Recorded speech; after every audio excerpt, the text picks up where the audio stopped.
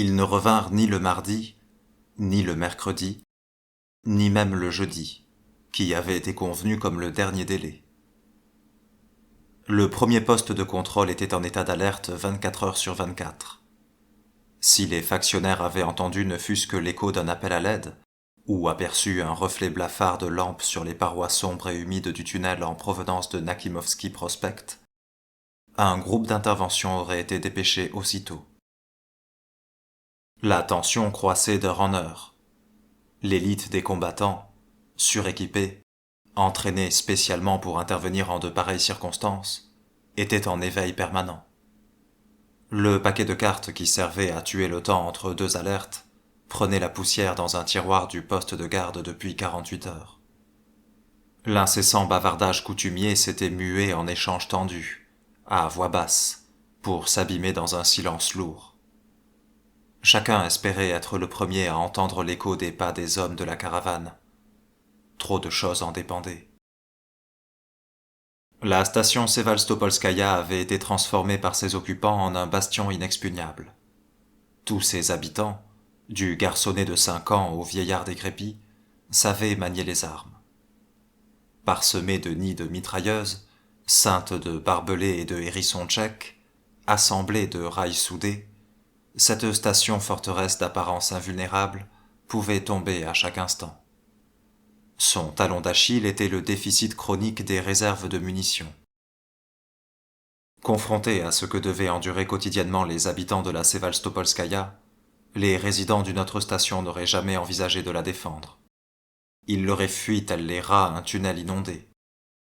Il était peu probable que même la puissante ANS, alliance des stations de la ligne circulaire, se fût décidée à jeter toutes les forces nécessaires dans le combat pour la Sévalstopolskaïa, tant le coût en était élevé. Et même si sa valeur stratégique était grande, le jeu n'en valait pas la chandelle. L'électricité se négociait au prix fort, si fort que les Sévastopolais, qui avaient construit une des plus grosses centrales hydroélectriques de tout le métropolitain, pouvaient se permettre de commander des caisses de munitions à la Hanse et de rester bénéficiaires. Cependant, les balles n'étaient pas le seul tribut que leur réclamait la production d'électricité. Nombreux étaient ceux qui la payaient de leur vie, mutilés et misérables. Les eaux souterraines, louées et maudites par ceux de la Sévalstopolskaïa, entouraient la station de toutes parts, tel le Styx portant la barque de Caron. Elles entraînaient les roues de dizaines de moulins à eau, assemblés par les bricoleurs locaux dans les tunnels, les grottes, toutes les infractuosités où pouvaient se glisser les équipes de reconnaissance et d'ingénierie, apportant lumière et chaleur non seulement à toute la station, mais aussi à un bon tiers de l'anneau. Inlassablement, elles sapaient les fondations, rongeaient béton et soudure, ronronnaient là, tout près, juste derrière les murs de la salle principale, dans l'espoir d'endormir la vigilance des habitants. Elles empêchaient enfin de dynamiter les tunnels inoccupés d'où, sans discontinuer, se déversaient, ainsi qu'un mille-pattes venimeux et infini, plongeant dans un morceau de viande fraîchement coupée, des hordes de créatures cauchemardesques. Les habitants de la station, équipage de ce vaisseau fantôme voguant dans les enfers, étaient condamnés à sans cesse chercher et colmater de nouvelles brèches, car leurs navires faisaient eau de toutes parts depuis bien longtemps, et il n'existait aucun havre où ils pût trouver la paix. Parallèlement à ces travaux de réparation et de maintenance, les occupants de la Sévalstopolskaïa devaient repousser les vagues successives de créatures venues se lancer à l'abordage de leur station depuis la Tchertanovskaïa et Nakimovski Prospect. Elles rampaient dans les puits d'aération, s'insinuaient avec les eaux saumâtres des ruisseaux dans les déversoirs des canalisations, chargées depuis les tunnels méridionaux. On aurait dit que le monde entier s'était ligué contre les Sévastopolais et ne ménageait pas sa peine pour effacer leur refuge de la carte du métro. Eux s'accrochaient jusqu'au dernier à leur station comme s'ils n'avaient nulle part ailleurs où aller. Mais quelle que fût l'excellence de ces ingénieurs et la férocité de ces combattants, la Sévalstopolskaïa ne pouvait être sauvegardée sans munitions, sans ampoules pour les projecteurs, sans bandages ni médicaments. Certes, la station produisait de l'électricité, et la Hanse était prête à en donner un bon prix. Mais la ligne circulaire disposait d'autres fournisseurs, ainsi que ses propres unités de production. Quant aux habitants de la station, ils n'auraient pas tenu un mois sans aide extérieure, et la pénurie de munitions était leur pire crainte. Des caravanes lourdement escortées partaient chaque semaine vers la Serpoukovskaya. Une fois sur place, on achetait le nécessaire grâce à une ligne de crédit ouverte chez les marchands de la Hanse, et sans s'attarder davantage, on reprenait le chemin du retour. Tant que la terre tournerait, tant que couleraient les rivières souterraines et tiendraient les voûtes des stations du métropolitain, cette routine devait rester immuable. Mais cette fois la caravane avait du retard. Un retard inacceptable qui ne pouvait signifier qu'une seule chose.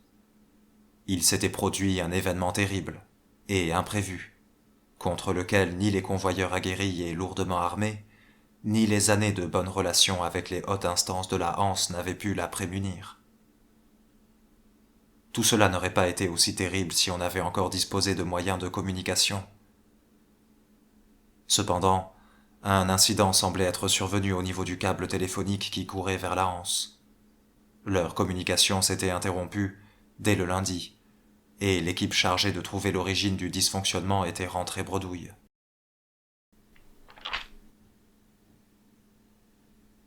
L'ampoule sous le large abat-jour vert pendait très bas au-dessus de la table ronde, éclairant des feuilles jaunies couvertes de dessins et de diagrammes tracés à la mine. Elle était de faible puissance, une 40aine de watts, non parce qu'il fallait économiser l'électricité, mais parce que le propriétaire des lieux n'aimait pas la lumière vive. Du cendrier débordant de mégots d'immondes cigarettes locales s'élevait en volutes paresseuses une âcre fumée bleutée qui s'accumulait sous le plafond.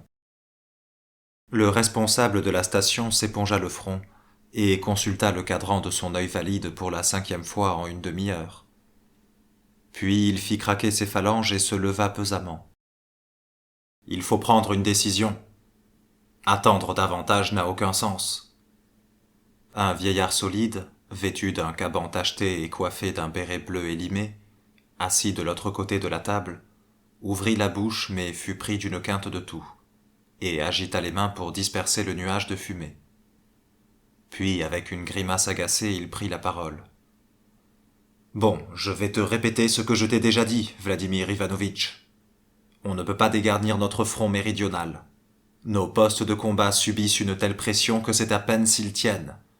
Rien que la semaine passée, nous avons eu 3 blessés, dont un grièvement, et ça même avec les renforts. Je ne te laisserai pas affaiblir nos positions au sud. Et n'oublie pas que nous y avons besoin en permanence de 2 trios d'éclaireurs pour inspecter les puits et les interconnexions. Quant au nord, excepté les combattants qui gardent la frontière, personne n'est disponible. Désolé. Alors je te laisse chercher. C'est toi le commandant des forces armées. Alors c'est toi qui vas les chercher, lâcha le chef de la station entre les dents. Moi je vais m'occuper de mes affaires. Mais dans 1 heure, je veux qu'un groupe quitte la station. Mets-toi bien dans la tête que nos préoccupations sont différentes, on peut pas se permettre de ne raisonner qu'à court terme.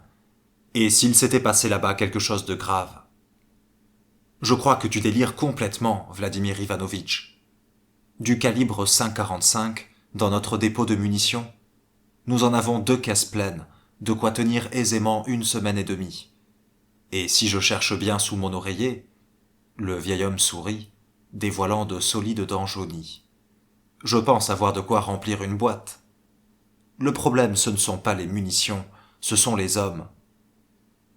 Laisse-moi te dire où il est plutôt le problème. Dans 2 semaines, si nos problèmes d'approvisionnement ne sont pas réglés, il nous faudra fermer les vantaux hermétiques dans les tunnels qui partent vers le sud. Parce que sans munitions, nous ne pourrons pas les tenir. Ce qui veut dire que nous ne pourrons plus superviser et réparer les 2 tiers de nos moulins. La semaine suivante, ils vont commencer à se dérégler et les coupures de courant ne feront pas beaucoup d'heureux sur le territoire de la Hanse. Dans le meilleur des cas, ils commenceront à chercher d'autres fournisseurs. Dans le pire... Oh, et puis l'électricité est le cadet de nos soucis. Voilà 5 jours qu'il n'y a pas âme qui vive dans les tunnels nord. Et s'il y a eu un éboulement, Une brèche. Et si nous étions coupés du reste du métro? Arrête! Les câbles électriques sont intacts. Les compteurs continuent de tourner. Le courant circule. La anse consomme. S'il y avait eu un effondrement, tu l'aurais su aussitôt. Et même en supposant qu'il s'agisse d'un sabotage, c'est pas le téléphone qui nous aurait coupés, mais nos lignes à haute tension. Tu me parles des tunnels, mais qui pourrait bien venir ici? Même aux heures fastes, personne ne nous rendait visite. Rien qu'avec Nakimovski Prospect. Tout seul, t'as aucune chance de passer. Quant aux marchands des autres stations, ça fait belle lurette qu'ils ne mettent plus leur nez chez nous. Et les bandits, bien sûr, sont affranchis. C'est pas pour rien qu'on en laisse toujours repartir un vivant. Je te le dis, ne panique pas. C'est facile pour toi de philosopher, marmonna Vladimir Ivanovitch en soulevant le bandeau qui dissimulait son orbite vide pour s'éponger le front. D'accord pour 3 hommes. Pour l'heure, je ne peux pas en détacher plus, je t'assure, dit le vieil homme en se radoucissant. Et arrête de fumer. Tu sais bien que je dois pas respirer cette saleté, et puis c'est toi aussi que tu empoisonnes. Que dirais-tu d'un thé plutôt? Pour le thé, c'est toujours avec plaisir, répondit le chef de la station en se frottant les mains. Histomine à l'appareil, grogna-t-il dans le combiné du téléphone. Du thé pour moi et pour le colonel. Convoque aussi l'officier de permanence, demanda le commandant des forces armées en ôtant son béret. Je vais donner des ordres pour l'équipe de reconnaissance. Histomine disposait d'une réserve de thé personnelle, un thé spécial, sélectionné en provenance de VDNKH. Peu de gens pouvaient s'offrir ce luxe. Transporté depuis l'autre extrémité du métro, soumis à 3 taxes durant la traversée du territoire de la Hanse, le thé préféré du chef de station devenait tellement cher qu'il aurait cessé de s'adonner à son vice s'il n'y avait pas eu ce contact à la Dobrininskaya. Quelqu'un aux côtés de qui il avait combattu jadis. Et depuis ce temps, 1 fois par mois, le chef de la caravane qui faisait la liaison avec la Hanse rapportait un paquet brillant qu'Histomine venait chercher en personne. L'an passé, les livraisons de ce thé étaient devenues irrégulières.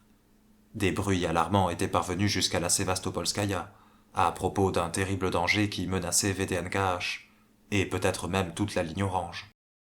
Des mutants d'une espèce nouvelle, qu'on disait capables de lire dans les pensées, de se rendre invisibles, et qu'on prétendait quasiment indestructibles, attaquaient la station sans relâche.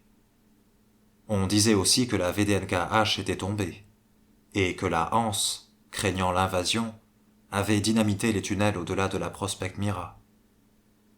Le prix du thé s'était envolé.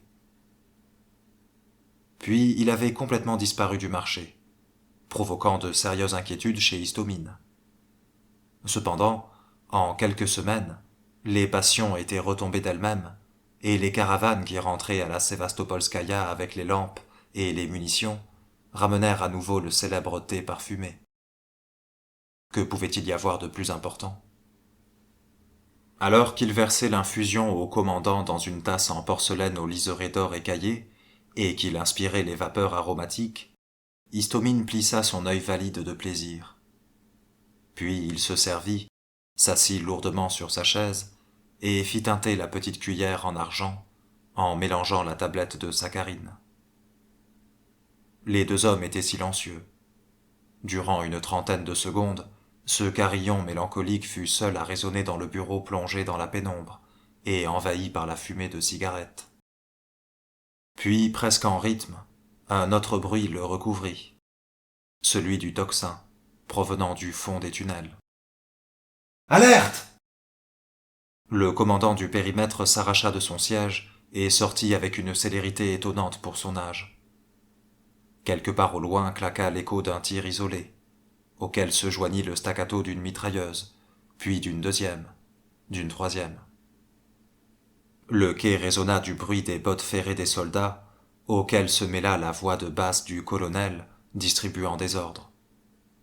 Histomine allongea le bras pour rattraper la mitraillette de milicien, luisante, pendue au mur à côté de l'armoire, mais s'interrompit dans son geste, porta la main à sa colonne vertébrale, grogna, et avec un geste las, retourna à table et but une gorgée de thé. En face de lui, à côté du béret oublié dans la précipitation, la tasse abandonnée par le colonel fumait en refroidissant. Le chef de la station fit une grimace et reprit à mi-voix le débat avec le colonel, abordant les vieux sujets avec de nouveaux arguments qu'il n'avait pas eu la présence d'esprit d'invoquer plus tôt.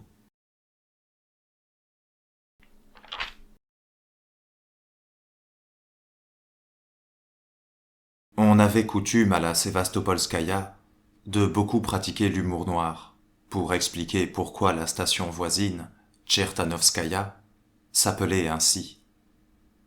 Tchert en russe veut dire diable. Et même si les moulins des centrales hydroélectriques étaient implantés tout au long des tunnels entre les deux arrêts, personne n'aurait envisagé, ne fût-ce qu'un instant, de l'annexer et l'occuper, à l'instar de ce qu'on avait entrepris avec la station de correspondance Kakhovskaya. Les équipes d'ingénieurs qui n'empruntaient ces tunnels que sous escorte pour l'installation et la maintenance des générateurs les plus lointains n'osaient pas approcher de ces quais à moins de 100 mètres. Quand ils partaient pour cette destination, presque tous, à l'exception des athées les plus fervents, se signaient furtivement, et certains juste au cas où faisaient leur adieu à leur famille. Il y avait quelque chose de mauvais à l'œuvre dans cette station, et tous ceux qui s'en approchaient à moins de 500 mètres le sentaient. Les commandos lourds que les autorités de la Sévastopolskaïa avaient par ignorance envoyés vers la Tchertanovskaïa dans l'espoir d'étendre leur territoire, revenaient exténués, décimés, ou dans la majorité des cas, ne revenaient pas du tout. Des soldats aguerris, terrorisés à en bégayer, un mélange de salive et de morve courant sur le menton, ne parvenaient pas à maîtriser leur tremblement, même assis si près du feu que leurs vêtements commençaient à se consumer. Ils se remémoraient péniblement ce qu'ils avaient vécu, mais jamais deux souvenirs n'étaient semblables. Il était communément admis qu'au-delà de la Tchertanovskaïa, les embranchements qui s'éloignaient des tunnels principaux plongeaient vers les entrailles de la terre, pour se fondre dans un labyrinthe de grottes naturelles, réputées grouillées de toutes sortes de vermines. On appelait cet endroit le portail, sans réellement savoir à quoi il ressemblait, car aucun occupant vivant de la Sévastopolskaïa ne l'avait jamais vu. En vérité, on évoquait un cas, survenu à l'aube de la conquête de la ligne, où un groupe de reconnaissance, qui avait pris position sur la Tchertanovskaïa, avait découvert le portail lui-même. Ce commando disposait d'un émetteur, quelque chose de semblable à un téléphone, dont on déroulait le câble à mesure de la progression. Par ce téléphone, l'officier des transmissions avait informé la Sévastopolskaïa que le détachement se tenait à l'entrée d'un couloir étroit, plongeant dans le sol presque à la verticale. Il n'avait pas eu l'occasion d'en transmettre davantage, mais les dirigeants de la station rassemblés autour du récepteur avaient entendu durant plusieurs minutes, jusqu'à la rupture du câble, s'éteindre les uns après les autres les hurlements éperdus de terreur et de douleur des soldats du détachement. Aucun d'entre eux n'avait ouvert le feu, comme s'ils avaient eu l'intime conviction qu'aucune arme conventionnelle n'aurait pu les sauver. Le dernier à mourir avait été le commandant du groupe, un mercenaire venu de Kitaïgorod, qui collectionnait les auriculaires de ses adversaires. Il avait dû se trouver à quelque distance du combiné, aussi avait-il été difficile de comprendre ses paroles. Mais le commandant de la station avait tendu l'oreille et reconnu dans les sanglots précédant la mort une prière, une des plus simples, des plus naïves, de celles que les parents croyants enseignent à leurs très jeunes enfants. Après cet incident, on avait renoncé à toutes les tentatives pour aller au-delà de la Tchertanovskaïa. L'abandon de la Sévastopolskaïa et une retraite vers la Hanse avaient même été envisagés. Cependant, cette maudite station semblait devoir être la borne frontalière qui marquait les limites du territoire de l'homme dans le métro. Les créatures qui l'attaquaient donnaient du fil à retordre aux Sévastopolais, mais on pouvait les tuer. Et avec un système de défense parfaitement organisé, leur assaut était repoussé, presque sans effusion de sang du côté des défenseurs, tant qu'il y avait des réserves de munitions. Les créatures qui requéraient l'utilisation de balles explosives et de pièges à haut voltage étaient rares. Le plus souvent, les sentinelles étaient confrontées à des monstres beaucoup moins effrayants, mais qui n'en restaient pas moins dangereux. Le petit nom qu'on leur donnait à la station était les vampires. Là, encore un, là-haut, dans le 3e tuyau. Le projecteur, arraché à son support au plafond, se balançait au bout d'un câble, erratique, tel un pendu, et inondait de sa lumière blanche et crue le périmètre du poste fortifié, tantôt tirant des ombres où il s'étaient réfugiés les silhouettes difformes des mutants pour les rendre aussitôt aux ténèbres, tantôt plongeant ses raies aveuglant dans les yeux des défenseurs. Et tout autour, tordue, disgracieuse, se rétrécissant, s'allongeant, dansaient des ombres fantastiques, monstrueuses et humaines. Ce poste de contrôle était idéalement agencé. Il était bâti au confluent de plusieurs tunnels. Quelques années avant la dernière guerre, la direction du métro avait décidé d'un ensemble de grands travaux de rénovation qui n'avaient jamais été achevés. Sur ce nœud, les habitants de la Sévastopolskaïa avaient construit une véritable petite forteresse. 2 nids de mitrailleuses, des abris en sacs de sable d'un demi-mètre d'épaisseur, des hérissons tchèques et des barrières oscillantes sur les voies, des pièges électrifiés dans tous les couloirs d'accès et les tunnels secondaires, ainsi qu'un système de détection des intrusions minutieusement conçu. Mais quand les mutants s'abattaient tel un raz de marée, comme c'était le cas cette fois-ci, on avait l'impression qu'il suffirait d'un rien pour faire céder les défenses. Le mitrailleur marmonnait quelque chose d'incompréhensible, et des bulles de sang sortaient de ses narines alors qu'il contemplait, étonné, ses pommes humides, couleur vermillon. L'air autour de son pechneg vibrait sous l'effet de la chaleur. Puis, avec un gargouillement, le tireur planta sa figure dans l'épaule de son voisin, un soldat à la carrure imposante coiffé d'un casque en titane, et se tut. Une seconde plus tard, quelque part devant les défenseurs, retentit un cri perçant à déchirer l'âme. Le vampire donnait l'assaut. Le soldat au casque se haussa par-dessus le parapet, écarta le mitrailleur ensanglanté qui avait chu sur lui, épaula sa kalachnikov et tira une longue rafale. La bête immonde au corps noueux recouvert d'une peau d'un gris mat s'était déjà jetée vers lui, écartant ses membres antérieurs pour planer sur une membrane de peau désormais tendue. Ces vampires se déplaçaient à une vitesse incroyable, ne laissant aucune chance aux moins dégourdis. Aussi n'assignait-on que les soldats les plus vifs et les plus agiles pour monter la garde à cet avant-poste. La gerbe de plomb coupa le cri, mais emporté dans l'élan, la dépouille du vampire poursuivit sa chute. 100 kilos de viande morte heurtèrent de plein fouet l'entassement des sacs de sable dans un nuage de poussière. On dirait que c'est tout. Le flot de créatures qui se déversaient d'énormes tuyaux coupés, courant sous le plafond, et semblait sans fin encore quelques minutes plus tôt, s'était réellement tari. Les sentinelles quittèrent prudemment leur position fortifiée.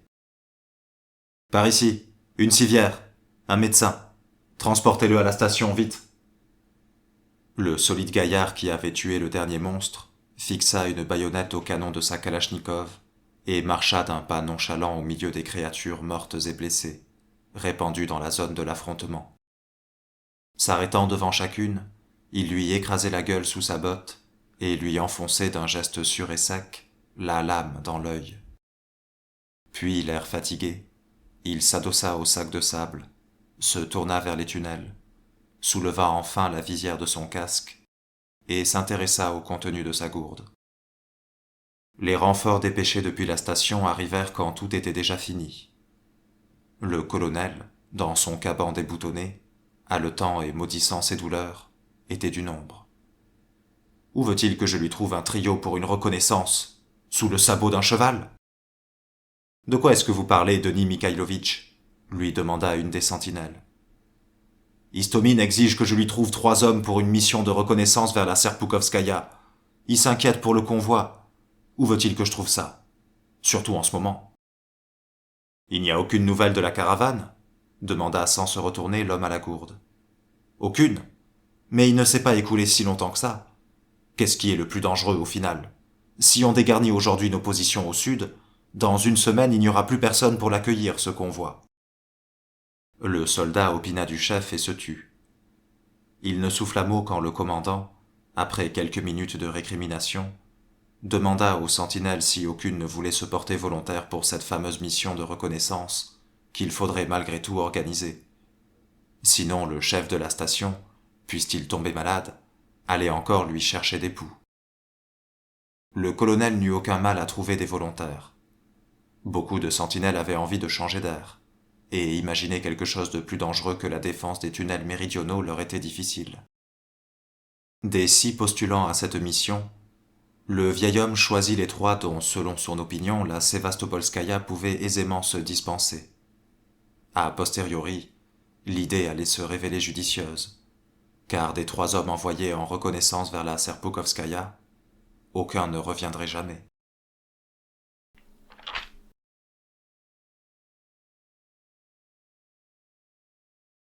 Trois jours s'étaient écoulés depuis le départ de la mission de reconnaissance à la recherche du convoi. Et le colonel avait l'impression qu'on parlait derrière son dos, et qu'on le regardait de travers. Même les conversations les plus animées s'éteignaient à son passage, et dans le silence tendu qui régnait partout où il se trouvait, il sentait une exigence non formulée, expliquée et justifiée.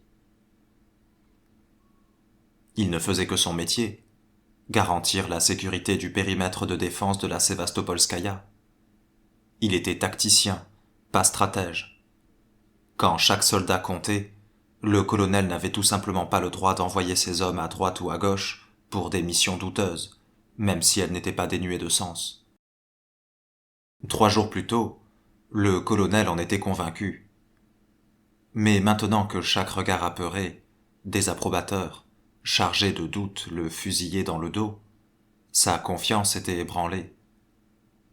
Une équipe de reconnaissance légère n'aurait pas eu besoin de plus de 24 heures pour se rendre jusqu'à la première station de la Hanse et en revenir. Et ce délai incluait les escarmouches et les attentes aux frontières des stations indépendantes.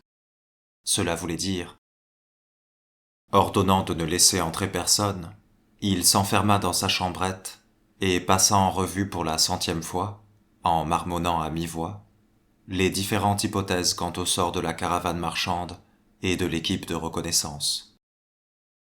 On ne redoutait aucun homme à la Sévastopolskaïa, excepté bien entendu ceux de l'armée de la Hanse. La vaine gloire de la station, les récits 1000 fois déformés de quelques témoins oculaires quant au prix payé pour la survie de ses habitants, repris par les colporteurs et leur auditoire avide de racontars, se diffusaient à travers le métro, accomplissant leur office. Comprenant très vite les bénéfices d'une telle réputation, les autorités de la station avaient décidé de mettre également la main à la pâte. Informateurs, caravaniers, voyageurs et diplomates étaient officiellement encouragés à mentir à propos de la Sévastopolskaïa. Le plus effroyable serait le mieux, et de manière plus générale sur toute la branche de la ligne qui s'étendait au-delà de la Serpukhovskaïa. Seules quelques personnes pouvaient appréhender, derrière cet écran de fumée, le véritable intérêt que représentait cette station. Et seulement en quelques rares occasions au cours de ces dernières années, des bandits avaient essayé d'en forcer les cordons de sécurité. Mais la machine de guerre bien huilée balayait sans la moindre difficulté ces bandes isolées. Quoi qu'il en fût, les 3 hommes du groupe de reconnaissance avaient reçu des ordres clairs. En cas de danger, ils ne devaient pas engager les forces ennemies, mais retourner au plus vite à la base. Il y avait bien sûr la Nagornaïa, une station certes pas aussi maléfique que la Tchertanovskaïa, mais sinistre et dangereuse tout de même. Nakimovski Prospect et ses vantaux hermétiques partiellement enfoncés, qui ne prémunissaient plus la station des intrusions venues de la surface, étaient également une source de danger. Il était hors de question cependant de dynamiter l'entrée de la station. Les stalkers locaux l'empruntaient pour leur expédition. Personne n'osait traverser seul le Prospect, ainsi qu'on l'appelait à la Sévastopolskaïa. Mais qu'un trio d'éclaireurs ne pût repousser les créatures qui s'y cachaient n'était jamais arrivé. Un effondrement, une inondation, un sabotage, une guerre non déclarée de la Hanse. C'était le colonel désormais, et non Histomine, qui devait répondre aux épouses des éclaireurs qui venaient, les yeux battus et interrogateurs, comme ceux des chiens abandonnés, planter leur regard dans le sien à la recherche d'une promesse, d'un réconfort. C'était lui qui devait tout expliquer, tant qu'ils avaient encore confiance en lui, aux hommes de la garnison qui n'avaient pas l'habitude de poser de questions superflues. C'était lui qui devait calmer tous ces gens alarmés qui se rassemblaient le soir, après le travail, devant l'horloge de la station où était enregistrée l'heure de départ de la caravane. Histomine disait que depuis quelques jours on lui demandait pourquoi la lumière de la station avait baissé, et on exigeait de lui que le niveau de l'éclairage revienne à la normale. Mais personne n'avait baissé l'intensité du courant. Toutes les lampes fonctionnaient à pleine puissance. Ce n'était pas dans la station que se concentraient les ténèbres, mais dans les âmes humaines. Et même la plus puissante des lampes à mercure était inefficace contre elles. Les tentatives de rétablir une liaison téléphonique avec la Serpukovskaya s'étaient soldées par des échecs. Et durant la semaine qui s'était écoulée depuis le départ de la caravane, le colonel, tout comme beaucoup de ses concitoyens, avait perdu quelque chose de rare et d'essentiel pour les occupants du métro. La sensation de proximité avec leurs semblables. Tant que la liaison existait, tant que les caravanes allaient et venaient régulièrement, et que le voyage vers la Hanse durait moins d'une journée, chaque habitant de la Sévastopolskaïa était libre de partir ou de rester. Chacun savait qu'à seulement 5 stations se trouvait le vrai métro, la civilisation, l'humanité. Jadis, le personnel des stations arctiques, qui, soit pour un salaire mirobolant, soit au nom de la recherche et du progrès scientifique, avait consenti librement à affronter le froid et la solitude durant de longs mois, devait éprouver les mêmes sentiments. Des milliers de kilomètres séparaient ces hommes de la terre ferme, qui pourtant étaient toutes proches tant que fonctionnait la radio. Et une fois par mois, résonnaient dans les airs les moteurs d'un avion qui parachutait les caisses de vivres. Cependant, la plaque de glace sur laquelle se dressait leur station s'était détachée, et d'heure en heure, elle s'éloignait davantage vers un océan d'encre, vers le néant et l'inconnu. L'attente se prolongeait, et l'inquiétude diffuse du colonel quant au sort des éclaireurs se transformait peu à peu en une sombre certitude. Il ne reverrait plus jamais ces hommes. Il ne pouvait pas s'autoriser à retirer 3 nouveaux combattants du périmètre de défense pour les jeter au-devant d'un danger inconnu, et peut-être même d'une mort certaine, sans pour autant parvenir à résoudre le problème. Il estimait prématuré d'abaisser le portail hermétique, de fermer les tunnels méridionaux et de préparer une section d'assaut. Si seulement quelqu'un pouvait prendre une décision à sa place, une décision vouée à l'erreur. Le commandant du périmètre soupira, entr'ouvrit la porte, et après avoir observé minutieusement les alentours, appela le factionnaire. « Dis, tu m'offrirais pas une sèche ? Mais celle-là c'est la dernière, hein. Ne m'en donne plus jamais, même si je te supplie. Et pas un mot, d'accord ?»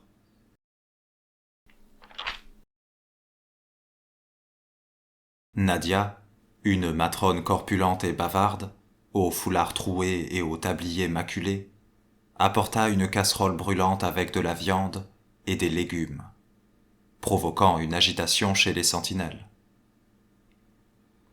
Les pommes de terre, les concombres et les tomates étaient considérés comme les mets les plus fins et les plus recherchés. La Sévastopolskaïa exceptée, seuls 2 ou 3 des meilleurs restaurants de la Hanse et de Police pouvaient se targuer de servir des légumes. Le problème ne résidait pas seulement dans les installations hydroponiques complexes nécessaires pour faire pousser les semences préservées, mais aussi dans le fait que peu de gens dans le métro pouvaient se permettre de dépenser sans compter des kilowatts pour améliorer l'ordinaire de la soldatesque. Les légumes étaient une rareté, même à la table du chef de la station, où ils n'étaient servis qu'à l'occasion des fêtes. D'ordinaire, de tels mets étaient réservés aux enfants. Histomine s'était engagé dans un long débat animé avec le cuisinier pour que des pommes de terre bouillies et une tomate soient ajoutées à la ration réglementaire de viande de porc, pour le maintien du moral des troupes. Et l'idée avait porté ses fruits. Il suffisait à Nadia, qui avait fait maladroitement glisser la kalachnikov de son épaule, de soulever le couvercle de la casserole, pour que les rides qui barraient le front des sentinelles disparaissent. Autour d'un tel dîner, nul n'avait envie de prolonger les conversations soucieuses à propos de la caravane disparue, ou du retard des éclaireurs. Je ne sais pas pourquoi, mais j'ai passé ma journée à penser à la Komsomolskaya, dit un vieillard à la tête chenue, vêtu d'une salopette, tout en écrasant les pommes de terre dans sa gamelle en aluminium. Ce que j'aimerais pouvoir y aller, observer. Il y a une telle mosaïque là-bas. Pour moi, c'est la plus belle station de tout Moscou. Qu'est-ce que tu nous chantes, Omer?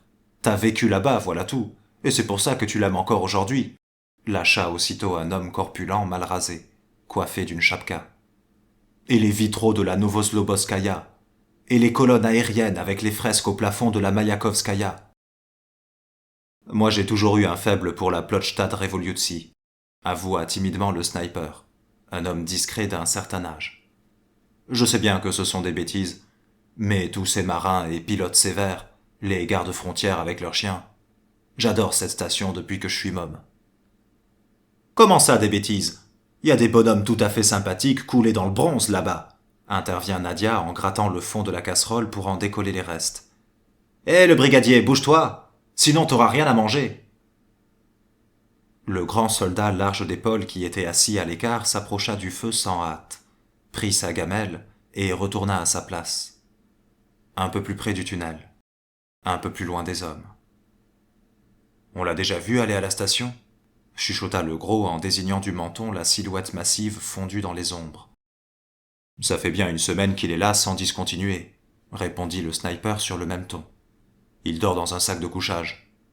Comment fait-il pour tenir nerveusement? Ou peut-être qu'il aime ça. Il y a 3 jours, quand ces monstres ont failli faire la peau à Renato après le combat, il est allé les finir un par un au couteau. 1/4 d'heure que ça lui a pris. Puis il est revenu, les bottes couvertes de sang. La calache, même chose. Il avait l'air satisfait. C'est pas un homme, c'est une machine, intervint le servant de la mitrailleuse. J'ai même peur de dormir à ses côtés. T'as déjà vu son visage? Je peux même pas le regarder dans les yeux. Et moi, au contraire, il n'y a qu'avec lui que je me sente en sécurité, répliqua le vieil homme qu'on appelait Omer en haussant les épaules. Vous ne pouvez pas le lâcher un peu, non? C'est un type bien. Il est mutilé, voilà tout. D'ailleurs, ta Novoslobodskaya, c'est le temple du mauvais goût. Pas moyen de regarder les vitraux si t'es sobre. Et tu parles de vitraux. Parce que la mosaïque bucolique kolkhosienne qui occupe la moitié du plafond, c'est pas du mauvais goût peut-être. Et tu les as trouvés où à la Komsomolskaya, tes bas-reliefs? Tout ça, c'est de la saleté d'art soviétique. La vie des kolkhozes ici, nos pilotes héroïques là, rétorqua le gros déchaîné. Ne t'avise pas d'ajouter un mot sur les pilotes, Sergueï, lança en guise de mise en garde le sniper. La Komsomolskaya, c'est une saloperie. Et la Novobodskaya de la merde, fit une voix grave et sourde. Le gros s'étouffa de surprise et fixa le brigadier. Les autres se turent aussitôt et attendirent la suite. L'autre ne prenait jamais part à leur conversation. Et même aux questions directes, il ne répondait que laconiquement, quand il ne gardait pas le silence. Il était toujours assis et leur tournait le dos, en ne quittant jamais le tunnel des yeux. À la Komsomolskaya, le plafond est trop haut, les colonnes trop étroites. Tout le quai peut être arrosé par des rafales depuis les voies, et les couloirs de correspondance ne sont pas faciles à défendre. Quant à la Novoslobodskaya, ils ont beau colmater les brèches, tous les murs y sont fissurés. Il suffirait d'une seule grenade pour enterrer toute la station. Et les vitraux, il y a bien longtemps qu'ils n'y sont plus. Cassés. Personne n'osa le contredire. Le brigadier se tut quelques instants puis reprit la parole. « Je vais à la station, lâcha-t-il. J'emmène Omer avec moi. La relève vient dans 1 heure. Arthur, tu prends le commandement du poste. » Pour une raison inconnue, le sniper se redressa d'un bond et opina du chef, alors que le brigadier ne le voyait pas. Le vieil homme se dressa également et se mit à ranger frénétiquement les affaires étalées autour de lui, dans son sac, sans avoir fini ses pommes de terre. Quand il s'approcha du feu, le brigadier était prêt à partir, son sempiternel casque vissé sur la tête, un énorme sac à dos sur les épaules. Bonne chance. Les yeux rivés sur les deux silhouettes qui s'éloignaient à la lueur des flammes, celle imposante du brigadier et celle chétive d'Omer, le sniper se frotta soudainement les mains et fut parcouru d'un frisson. Il fait plus froid d'un coup. Ajoutez un peu de charbon, les gars. Les seules phrases que lâcha le brigadier sur la durée du trajet avaient pour objectif de s'assurer qu'Omer avait bien été assistant machiniste, et avant cela, simple garde-voie du métro. Le vieil homme lui lança un regard suspicieux, mais ne chercha pas à nier, même s'il prétendait depuis son arrivée à la Sévastopolskaïa qu'il avait fini sa carrière au poste de machiniste, et qu'il s'était toujours abstenu de mentionner son premier emploi, le jugeant trop indigne. Le brigadier franchit la porte du bureau du chef de la station sans frapper, après un brusque salut militaire aux deux gardes qui s'étaient écartés d'eux-mêmes à son approche. Le vieil homme fut surpris de voir Istomine et le colonel se lever de table pour l'accueillir.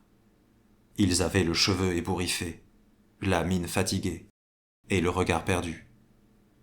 Omer se figea timidement à l'entrée, dansant d'un pied sur l'autre. Le brigadier enleva son casque, le posa sur une pile de papier, et passa la main sur son crâne rasé. La lumière de la lampe éclaira son visage atrocement mutilé. La joue gauche était profondément labourée et traversée d'une balafre, comme si elle avait été brûlée. L'œil n'était plus qu'une fente horizontale, et joignant le coin des lèvres à l'oreille, s'étirait une cicatrice couleur lilas. Omer croyait s'être habitué à l'apparence de ce visage, mais quand il le vit à cet instant, il se sentit gagné par un froid intérieur, comme la première fois où il l'avait aperçu. « Je vais aller vers l'anneau », lâcha le brigadier sans préambule. Un silence pesant s'établit. Omer avait entendu dire que, compte tenu de sa valeur au combat, le brigadier entretenait des relations particulières avec les autorités. Mais il comprenait maintenant que, contrairement à tous les habitants de la station, cet homme ne répondait en réalité à aucune autorité. En effet, le brigadier ne semblait attendre aucune réponse des deux hommes âgés et fatigués, assis en face de lui. Il venait de signifier une décision, et les deux autres n'avaient d'autre choix que de l'enregistrer. Pour la énième fois, il ne les comptait plus, Omer se demanda qui était cet homme. Le commandant du périmètre échangea un regard avec le chef de la station, se renfrogna, ruminant une objection, pour finalement esquisser un geste de renoncement. « C'est toi qui vois, Hunter. De toute manière, personne ne pourra te faire changer d'avis. »